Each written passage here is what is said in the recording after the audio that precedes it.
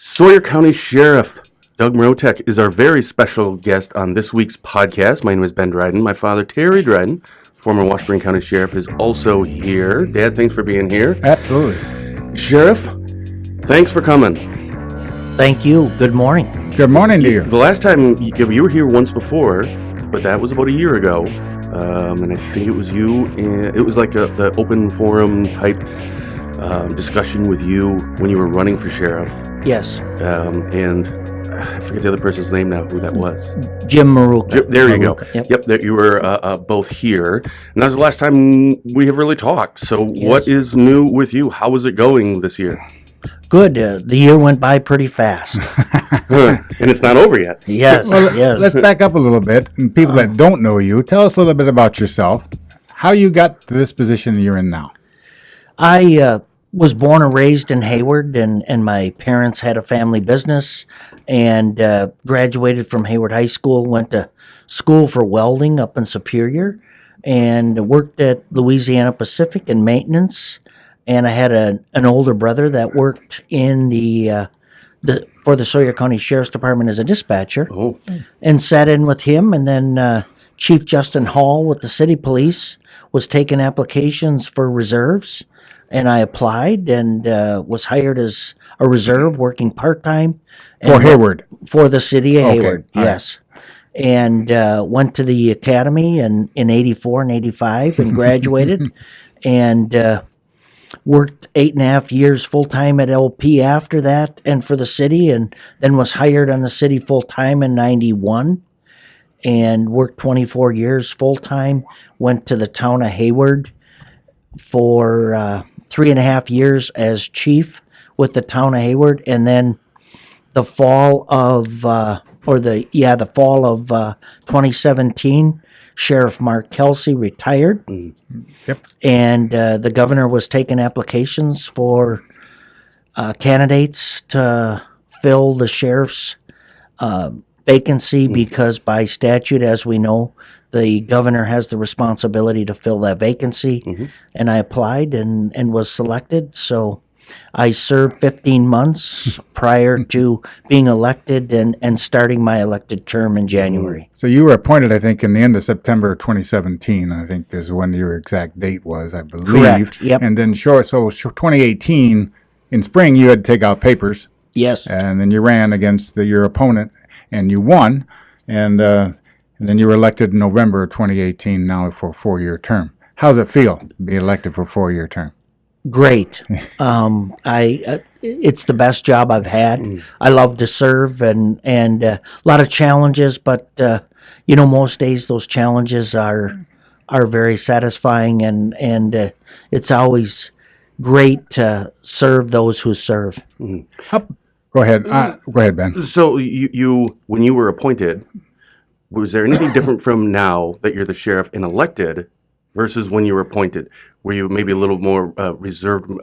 Let's not make too many changes quite yet, because I'm not actually elected yet, and I don't have that 4-year, I don't know if you want to call it a cushion, but some time to get some things done. Or is it, no, I got elected and everything's been the exact same that it was when I was appointed as the sheriff. Nothing has changed. Well, you're also I was not sheriff. Anytime you're in a new position like that and you go from supervising or being an administrator of several people versus we have 50 full-time employees with the sheriff's office. Right. I mean, there was quite a learning curve. So just that learning curve in itself takes, a good share of a year before you start feeling comfortable or like you understand to make some of those added decisions or look at making some changes within the department. Sure. And you went, I think, was it in 2018 or after you elected, did you go down to what we used to call baby sheriffs and chief school down in Madison for a week? Did you go to that? I did. Yes. How did you think of that? What did you think of that? Very good. Very good training. I actually, in 18, went down for the week, and then in 19 here in January, went down for 3 days because they had a lot of specialized training because, as we know, that was the largest wave of new sheriffs in probably the history of Wisconsin. I didn't know that, actually. Yeah, a lot of them retired. including myself, and a lot of them, I think a few were beat out of the election too. So, Yeah. I there believe was a there big was change. It's like 30, 30 I think. sheriffs changed, and that's Yeah. a lot. Yes. That's a lot of people. Okay, so you talked about 50 full-time people. Let's talk about your staff a little bit. How's it going? Very good. Very fortunate, blessed to have the staff we have. With the 50 people, there's myself, the chief deputy, and then we have the different divisions. In the patrol division, we have a patrol lieutenant, which is a new position that I have enacted and got rolling since I've taken over. And we have 17 in the patrol division, which is we have 2 sergeants, a school resource officer, a rec officer, an evidence tech, and patrol does both, and then 12 patrol sergeants. We also have 2 detectives in our detective bureau. We in the jail we have 18 total staff members. We have 3 sergeants. We have 3 with court services, which is a court officer, court security officer, and Huber. All 3 of those are sworn. We do have a programs officer and 11 additional jailers. Programs officer, what does that person do for you? I think that they're the ones that get the donuts. Yeah. Bring the coffee. We are really moving forward with programs In the jail. in the jail. Okay. To the biggest thing is when our inmates get released, getting them in a better setting, and we're working with Reflections of Hope, and our ministerial association in the Hayward area is very active, and some of the greatest support in the jail that we have for added support and that one-on-one with the inmates comes from our faith-based volunteers.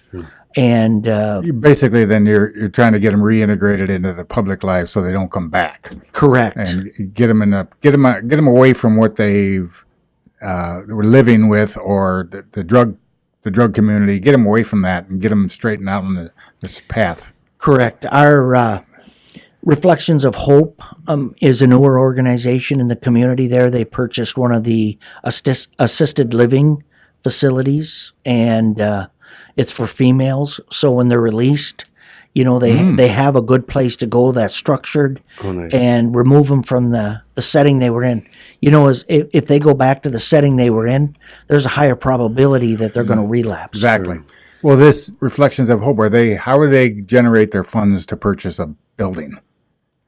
There was a lot of fundraising and added support, and They get any help from the county or the city No, or anything like that? nope. Okay. No, they did not. Nope. So this is all on their own. It's all on their own. Well, that's good. I mean, Yes. that's Yep. some dedication to do that. And then I'm assuming they have staff then at these places to direct the folks into doing what they should be doing. Yes, they're all very passionate and committed. Good. That is really good. Yes. Then additionally, we have 7 in our dispatch division, 1 supervisor, 6 dispatchers, and 2 in records, a confidential secretary and receptionist. And I think you just told me that your new software does it also include your communication software? In other words, you have to switch everything over to the new software program? Yes, the whole department. That can be a battle in itself, I think, when you Yes. change from one 911 system to or not, maybe not 911, but the data that you collect and the way you talk to your deputies through MDCs, which is mobile data computers, for those that don't know what that is. Yes. That was quite a challenge.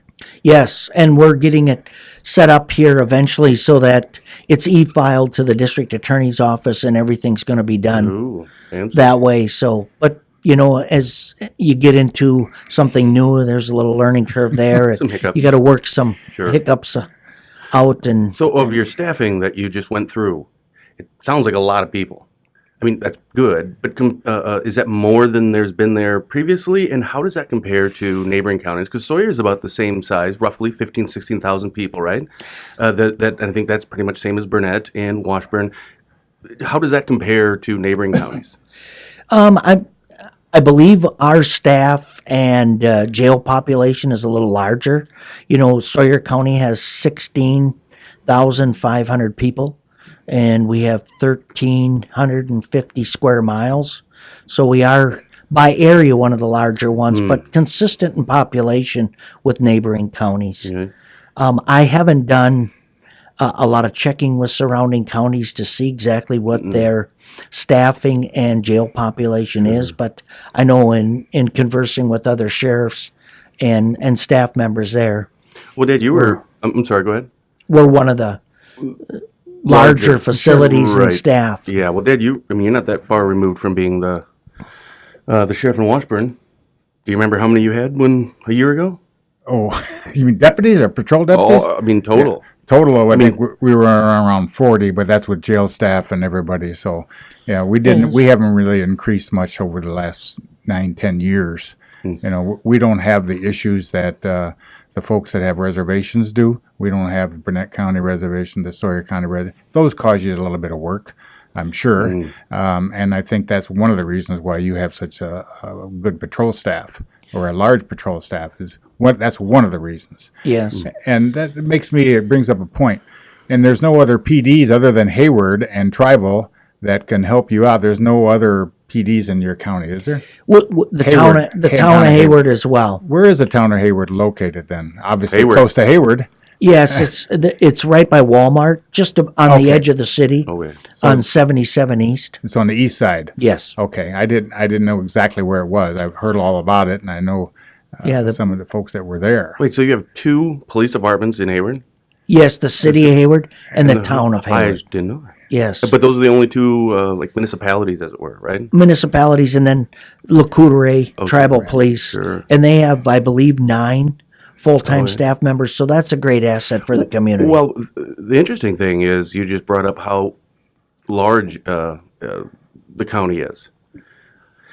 So if you have the town of Hayward and the city of Hayward and the tribal police, they're all kind of are in a pretty close proximity to each other, right? In the Hayward area, and then of course the sheriff's office is there and the deputies. So really, the deputies, you don't have any extra help or municipalities on the other side of the county. Like in Washburn, it would be Birchwood, up north, Minong. A lot of these seem to be kind of around the Hayward area, so that must put a lot of miles on the deputies' vehicles because you're kind of covering the rest of the county. The county seat is in the northwest corner, and if they're up in the northwest corner to get down to the southeast corner, you're talking almost 80 miles. Holy cow. Yeah, and you're talking to help 80 somebody, even at a high rate of speed, it's going to take you a long time to get there. Yeah. Yes. And we have, Sawyer County has Camp Flambeau Correctional Institute, which is a state minimum security institute in our county. And that's right down in the southeastern corner, just north of Hawkins. That's right. So how was your relationship with the other, the PDs and the tribal? You get along well with those folks? Very well. Okay. Yeah, we work together well and try to have frequent meetings with the different chiefs. And, I think it's very important to have that working relationship in the field, but even more importantly, at the administrative level. Sure. Working together. You can accomplish so much more together. And when you have that cooperative attitude, it kind of filters down to the rest of the staff too. If you didn't get along well with the chiefs, and if they didn't get along well with you, well, pretty soon you got a mess. And I'm glad to hear that. That's really good to see. I think you're correct with that. If you have dissension at the top, it does trickle down. And what's the human services and everybody you're getting? Obviously, if juvenile intake, everything's going well in that arena. Yes, exceptionally well with the district attorney's office and the judge. Our departments work very well together, and we all have to work together, and it is important to have that extended communication. When you have that challenge that comes up, to communicate and work through it. When our court system is so busy, and it's paramount that everything just clicks. All has to work together. And we stole your ADA, so thank you very much. Well, you're very blessed to have. That's what Aaron. I'm hearing. That's what I'm hearing. personally and professionally, I think the world of Aaron. He is outstanding. All right, we'll edit this part out later. We don't want to give him a big head or anything. So, okay, it seems like every law enforcement judge or anybody that we have to do with politics here talks about drug epidemics, the drug problems in Sawyer County. Obviously, they're huge. Tell us what you're seeing, and well, let's back up a little bit. Your jail population. How many beds do you have available for inmates? Our jail has a capacity of 104 if we can get the classifications worked out. And as we know, Department of Corrections, they do jail inspections, oversee all of the county jails. So there's some mandates we have to meet to make sure we're functioning accordingly. And that's a misnomer for some folks. They realize, well, if you got 104 beds there, why can't you put 104 inmates in jail? Well, classification. You have a suicidal inmate. You can't put those with other people. There's so many different variables that come to, just because you have a 104 bed jail doesn't mean you have 104 inmates that you can keep there. So you obviously have to ship out. DOC considers a jail at 80% capacity full. Oh, Right. So I always just try to hold it at 80% because it gives you a little bit of a buffer zone in case you rest 6 or 7 in one night. You got some room. But you shipping out? we are. Our jail population this morning was 117. Oh, gee, that's a little more than 104 okay, there. hold on. So for the people in the room that aren't in law enforcement or have been, I'm just doing some simple math here. 104 capacity and you have 117. I'm trying to be sarcastic, but it doesn't seem to really add up. So where do they just sleep on the floors, or deputies take them home for the night? How does it work? We have 18 housed in Bayfield. Oh, I see. So they're not actually in. Got it, Hayward. Correct. We do have a couple of Hubers in other neighboring counties, and we did start an electronic monitoring program. So we do have 3 out on electronic monitors. Oh, explain that. It's if there's a certain criteria, if they're Huber eligible, and other issues that arise there, they may be Huber or electronic monitor eligible, and then they have a monitor that's GPS, as well as if it's drugs or alcohol, they'll have an additional monitor there to monitor that to maintain absolute sobriety. How many you have out on that? We have three, three, I think, right? three out on that. And who monitors those folks? The programs manager or officer, he that's one of his In the primary jail? responsibilities. That's Yes, the program. correct. Okay, I got Yep, you. I got yep. you. And now with technology, it's mapped. They know where they are. Like, for example, we had one that was a truck driver, and We had a malfunction. he Go ahead. he was on electronic monitor, and he was able to drive. And they pay $20 a day to be on the program versus the taxpayers paying $60, $70 a day to be incarcerated. And I believe, too, can you set up exclusion zones that they can't go in a certain area? And then if it does, Yes. you get notified and all. And the programs officer is gets cool. notified. It is pretty sophisticated. And it's a good program. And for the nonviolent offenders, it's really good. It gets them out of your jail, but yet holds them accountable. Yes, and they're able to maintain their job and support their families rather than lose their job. And there's additional considerations that go into it, and it's very selective. Okay, I got off track a little bit. Let's go back to the drug problem, drug epidemic in Sawyer County. What are you seeing and what are you doing about it? Well, meth and heroin are a big problem. Opioids, which heroin is, fentanyl, the oxys, in the past, and I think that with the prescription issues America has faced, I think there's been a lot of carryover concern there with people being addicted to the oxys when they were taken away. They have resorted to heroin and now fentanyl. And we're seeing it's not just the young people. It's the middle-aged and even people our age and older that are using.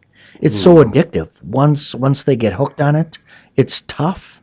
And you talk to those people, They don't want to be there, but they just have trouble beating that addiction.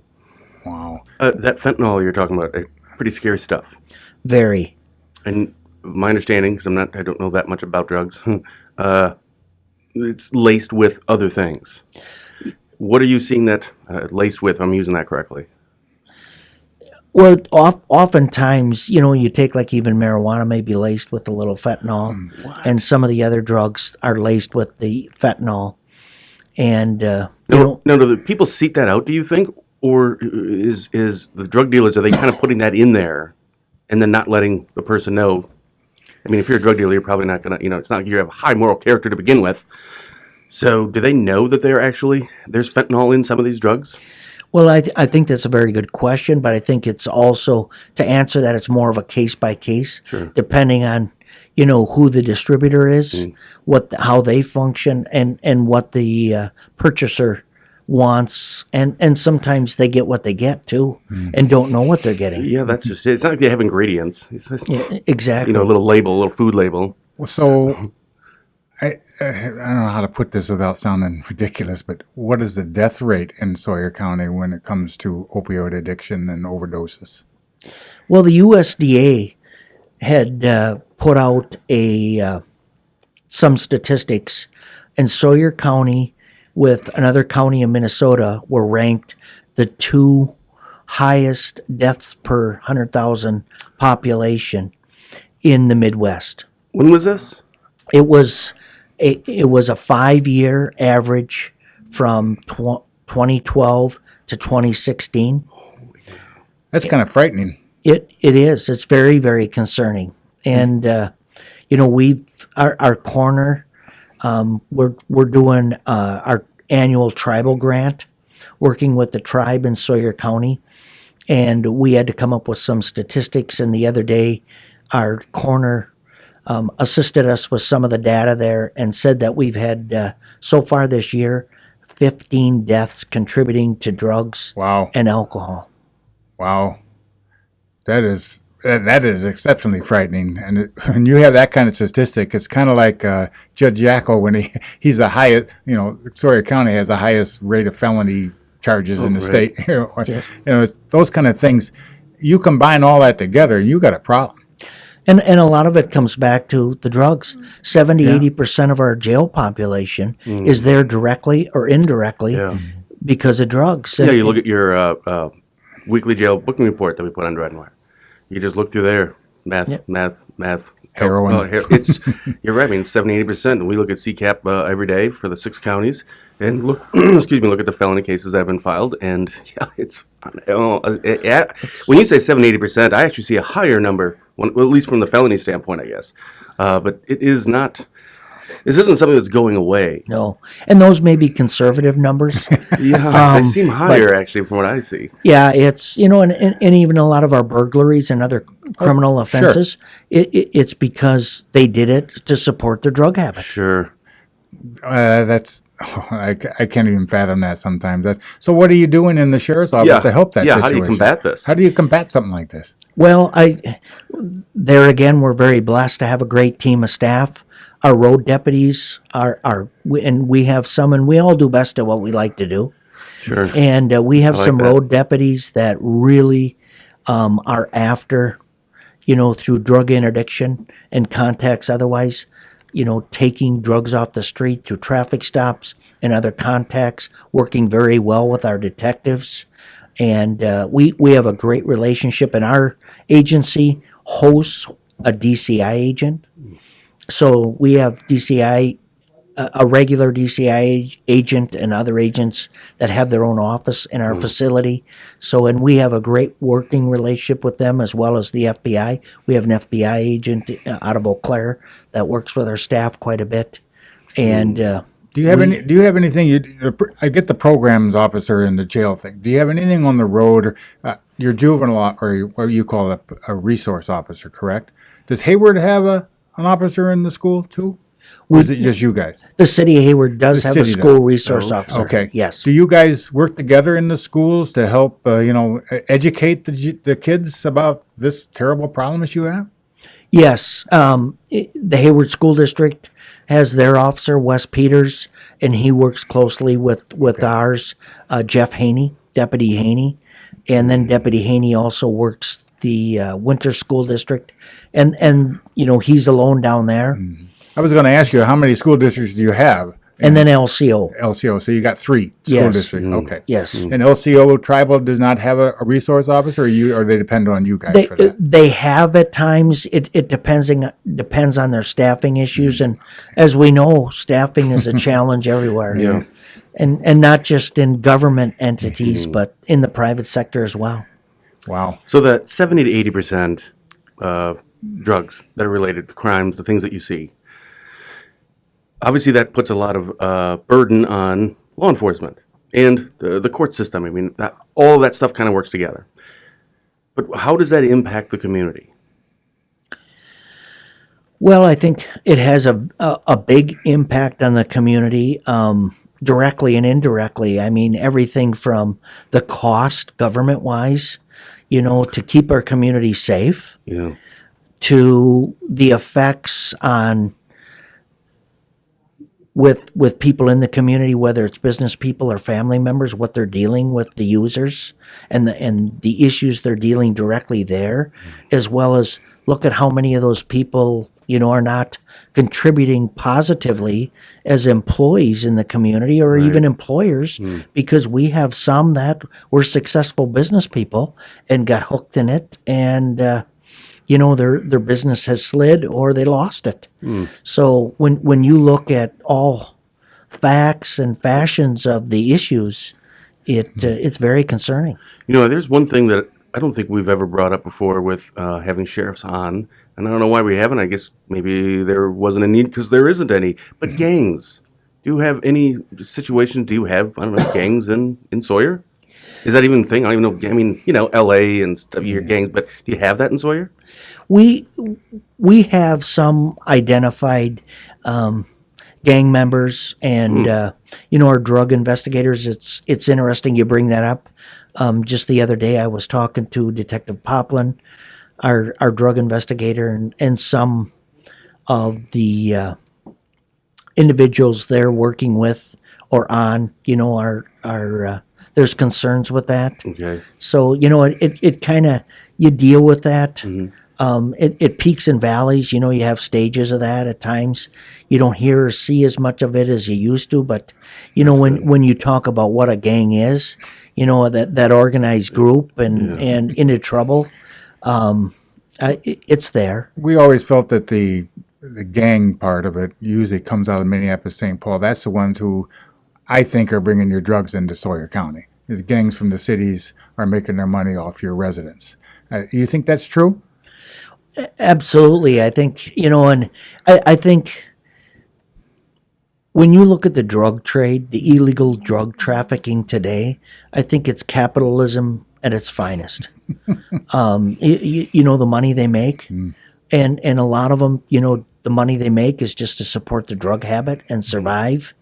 But the volume that is transported, bought and sold, it's very concerning. And it comes across, and a lot of ours comes from Minneapolis, the Twin Cities area, and from there it came from Mexico. You're right there. We used to hear a lot in our area, smaller, northwest Wisconsin, about meth labs. You don't hear so much about those. So at least people here used to be a little more industrial and, provide they make it themselves, however you make it. But you don't really hear about that anymore because I don't think we need it anymore because it's all getting funneled in here. Yes. And they can buy it cheaper, Right. as well as, with Sudafed not available like it used to be. That's... That stopped the homegrown and Yes. making a meth lab in your trunk, Yes. which can be done. Well, let's talk a bit about we had Judge Jackal here a couple weeks ago, and of course he's very into and ensuring that they get another judge in Sawyer for obvious reasons. Do you think that's going to? Are you supportive of that initiative, and do you feel that it's going to help your law enforcement activities? it's definitely a concern and need to expand. I mean, as our jail population continues to increase because of the drug activity primarily, I mean, that does flood the district attorney's office. You know, we received, the state approved a second assistant district attorney. So now we're going to have 3 in the DA's office attorneys. That's going to be helpful. There's definitely, without question, a shortfall in the when it comes to our court.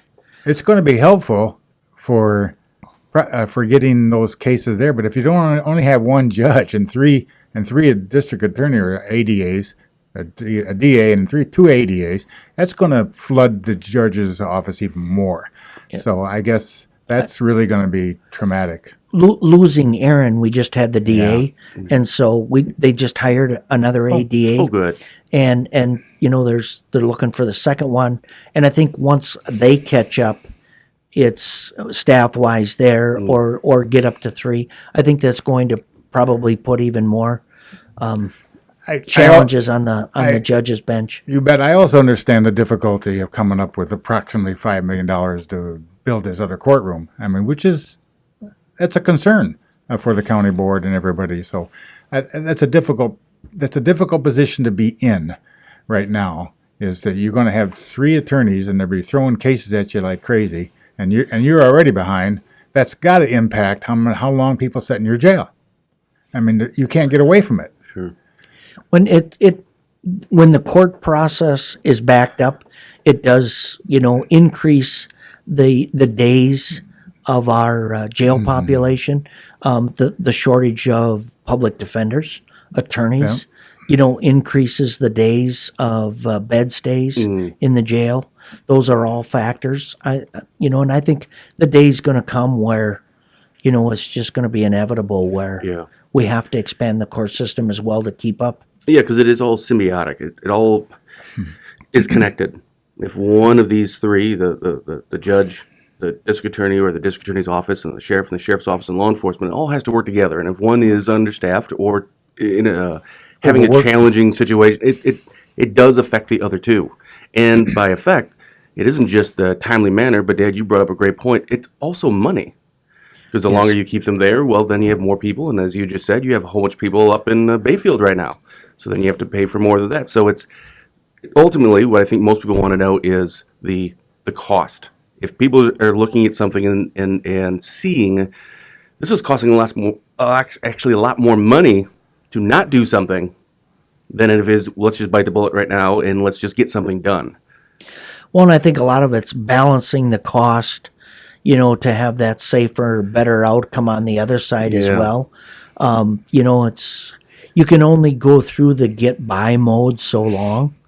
And I think that's our county board understands the need and is supportive. It goes back to that cost factor. And they have a big responsibility at trying to make that balance and answer to their constituency as well. It's not cheap. No. It's a good opportunity, and I know that the state, there's a lot that could work, but it's not cheap. No, and I think you know, in the upcoming years here, something's obviously going to happen. Something's going to happen. Yes. So even if nothing right now, at the very least, let's start putting a plan together. Let's start putting funding towards something. So in a few years, we can do something. But what I would really be disappointed to see is in 5 years from now, it's the exact same it is. And there was no plan put in place. You're in the spot right now in 5 years from now. I would really hate to see that. Well, you know, you talk about the court system, and one thing I want to mention, you know, the public defender's office, you know, serves, you know, several counties up here. I think Burnett and Washburn and Sawyer. Yeah. Their office is in Spooner, I believe. Yeah. Yes. And Tuesdays are Sawyer County's initial hearing day.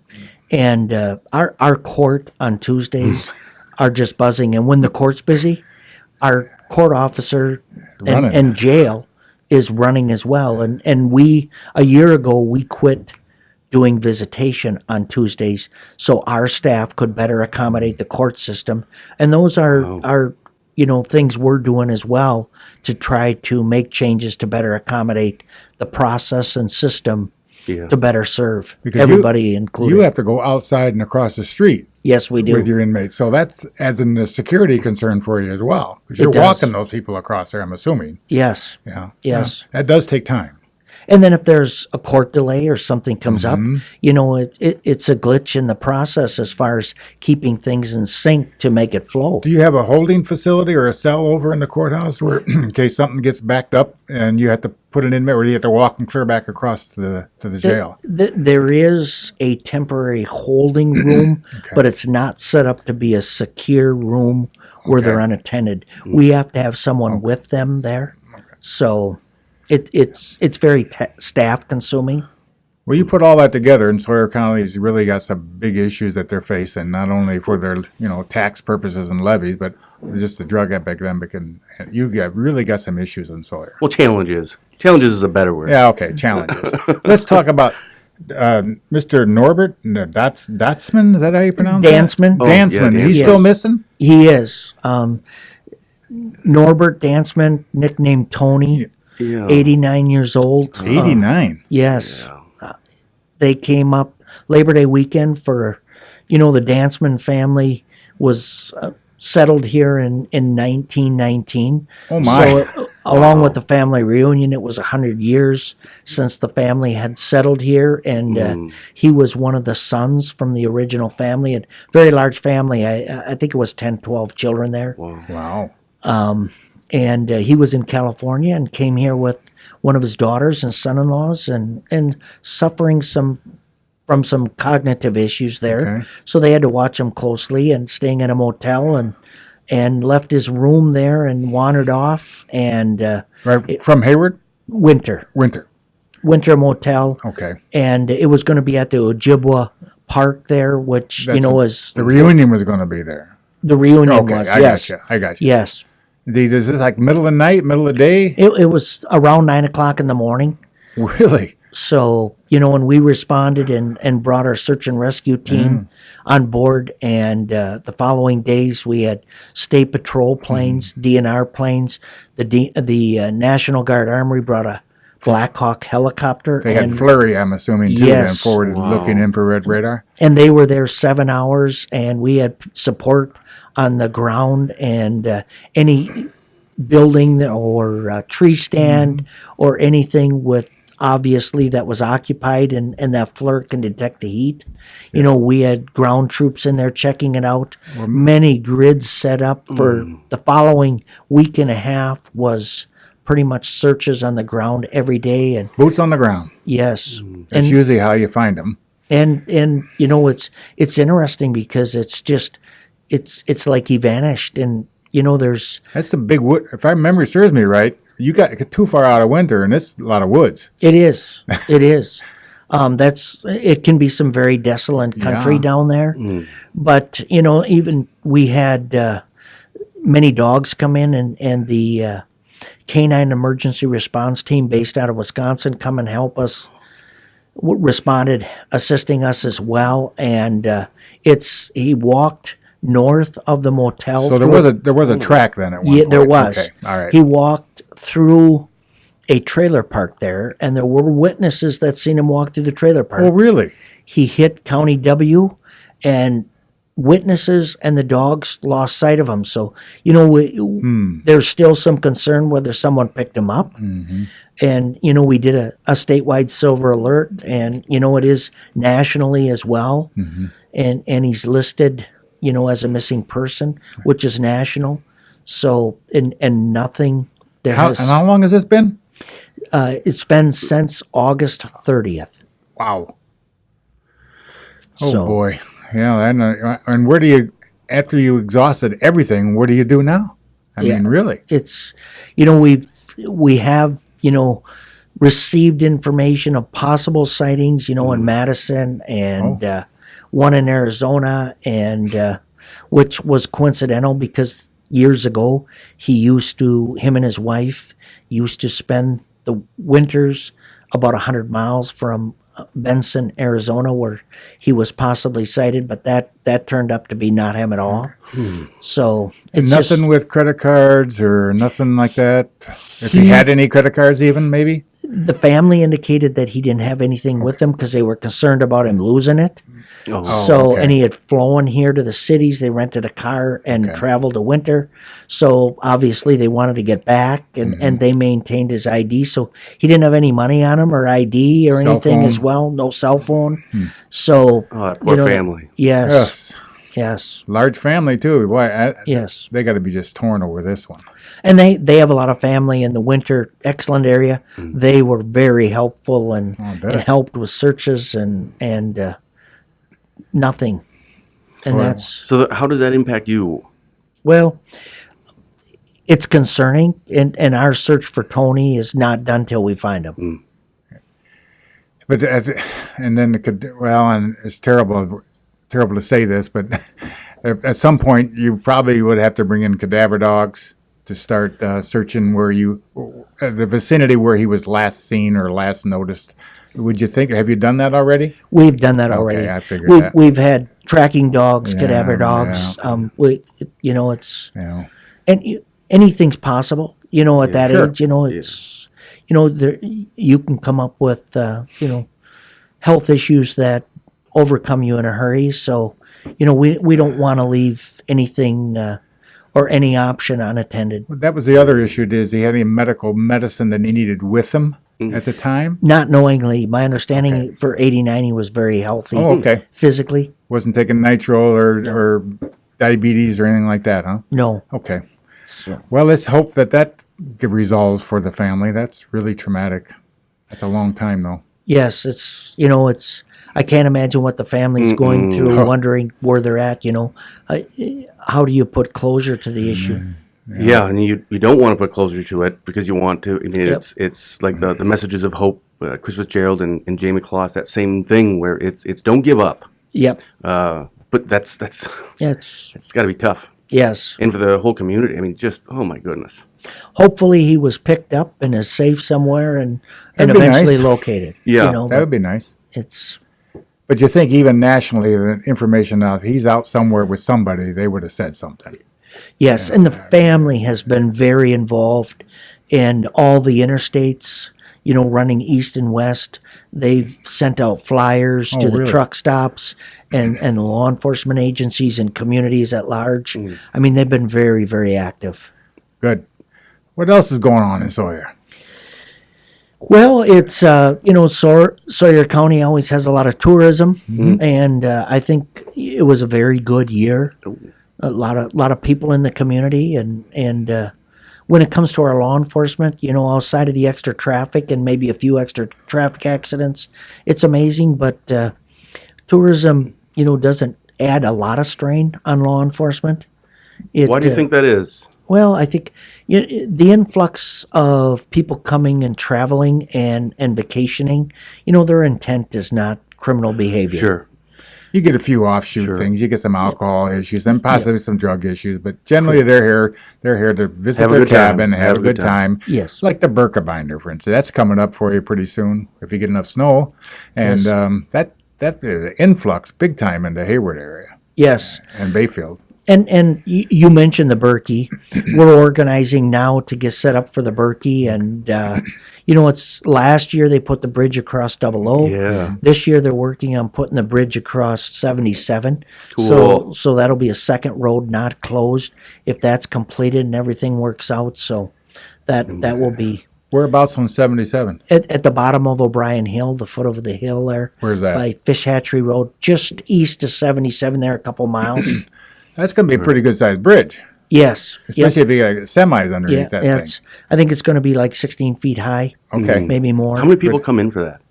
Well, they've been, hosting between the Cortalopa and the Berkey, 13,000, and the numbers keep increasing. And then, if each one brings in several family members, Well, right, it's- that's it. Exactly. I mean, Yeah, you're. Yeah, that's got to be like 20, 25,000. or 30 to 50 potentially, Holy cow! So you're going from a county, and this isn't. They're not spread out over the county. Kind of in a central area. So you're Yeah. going from 16,000 to potentially 40,000. Yeah. When you get into when you talk about spreading out, when you look at the lodging issue, it gets spread out quite You're an going to area. have to. Yeah. Well, I always said that Berkey Holy brings in you can't find a motel room within 100 miles of Hayward. Yes. I mean, that's almost the truth, Really? too. Yeah, it's a lot of people. Well, and it's gotten to the point too where, a lot of residents rent out their home and take a vacation that weekend, and You should offer the same thing at the jail. sometimes it almost pays for their vacations. Yeah. And I always thought, years ago, Berkey, okay, that's one race, boom, they're done. But there's multiple races in that program. And Yes. I didn't realize that till several years ago when I was talking to the chief of Hayward. There's a lot of different races in there. Yes, they got the Barnaberkey, which is the race for the kids, and Oh. the skate races they have right on Main Street, and there it's a very, very large event, and the Berkey the Berkey Foundation is very active, and they continue to enhance that, and it continues to grow. What was the last numbers for the economic impact of the Hayward area and Sawyer? Do you remember? Yeah, I do not remember, I and remember either. I'd hate to Yeah, I know. say It's a lot of money. anytime you have activities in the community, Yeah. the lumberjack, the Oh, that's right. Berkey, Yeah, I forgot about the lumberjack. it's Well, I maybe was misremembering. I thought Mom actually said this years ago that Shell Lake, I think, had the opportunity to have the Berkey. And Really? Yeah, I think so. I'll have to double check that. And they turned it down. well, I know. But I think one of the wonderful things about it from a tourism and an economic standpoint is it isn't in the summer because Washburn, Burnett, certainly Sawyer, Yes. summertime tourism, man, that's huge. It's huge for local businesses. I mean, a lot of these businesses, they make 90% of their revenue just in like a 4 or 5 month period. But the brilliant thing about the Berkey is it's at a different time. It's in the winter. So you get a second additional huge economic boon to your county, and it's not at the same time as when you regularly have tourists. So that's unique to our area to have something that big in a kind of like a winter month. Yes, and that's an added advantage having it in the winter because outside of winter sports, typically Not much to do. You don't Yeah. have as much to do, Yeah. so How the does time that- of year is great. Yeah. How does that affect I don't think there's ever been a whole lot of issues with law enforcement, with criminal activity during the Berkey, but I do know that, Joel, they bring in a lot of extra people to help for those. I don't know how, is it the whole weekend or just is the Berkey run 2 or 3 days? Now the Cordelope, it's on Friday. Oh, Friday. So And- you got Friday, Saturday, anything So on Friday Sunday? and Saturday are the big days. The big days. The city actually, with the registrations and all of the vendors there, they probably have the largest Mm-hmm. law enforcement responsibility just dealing with the traffic because the traffic can is imagine. just huge. Yeah. But And then you're standing on the corner for hours on end, freezing. yes. Well, not the cops. They're in they're in their cars, directing traffic out their No, windows. I don't think so. Yeah. That's the weekend. You don't want it to be No. 20 below, and you don't want No. it to snow a foot. Yeah, yeah. And by the way, I think Mayo Clinic Shellick also turned down. Really? Yeah. Well, somebody said, long we were talking about rumors, somebody said 3M too didn't come to Shell Lake. They went Yeah, to come. I don't know what we're doing. Who We'll knows? have to verify all that. I'm sure somebody is going to tell us that, whether we're right or wrong. Yes. So what haven't we covered that you wanted to discuss that maybe we haven't touched on? Well, I can't think of anything offhand here. I'm on behalf of myself, being sheriff. I think one of the greatest assets we have is our staff. Any successful organization is not as successful without great staff, and we're fortunate to have that. And every day I appreciate our staff greatly. I always said that a leader is only as good as those who follow, and I Yes. think that's very true. You think your opinion is true? I don't know. Well, I think I got an opinion on everything. One thing about law enforcement, even the people working hard in the trenches, they're leaders because Sure. when they're called to go on a call, their first responsibility is to get on scene and take control, take it over, and that's leadership at its finest as well. Yeah. So in law enforcement, it's leadership from the top down, but just as much at the bottom too, because it's their responsibility to take control and make things happen and be safe. Yeah, it's amazing how much having the right team makes just all the difference in the world. Yes. Chief Deputy, how's that person doing for you? And who is it? Very well. Our newly appointed chief deputy is Joseph Sedera. He lives in Radisson. And he What came was he from before? inside? I know He that did. name. Oh, He was the jail lieutenant. There So you that go. was, That's There where I that's you know go. the probably name. your connection. Okay. And Got it. just that's where I know it. just a phenomenal person. Nice. He's always been very committed, and when he was jail lieutenant, he was typically the first one to work and the last one to leave. Nothing for him to consistently work 50 hours a week, Oy. and that hasn't changed any. and very respected by the staff, the community. Good. Very appreciated by myself and others. Great to have a good number two, isn't it? Yes. I mean, yes, it takes a lot of pressure off you. Yes. Good. Well, we're still glad to have you. I think Well, that's been Yeah. great. Thank you so It's- much for being here. It's great to be here, and thanks for the invite. Oh, of bet. course.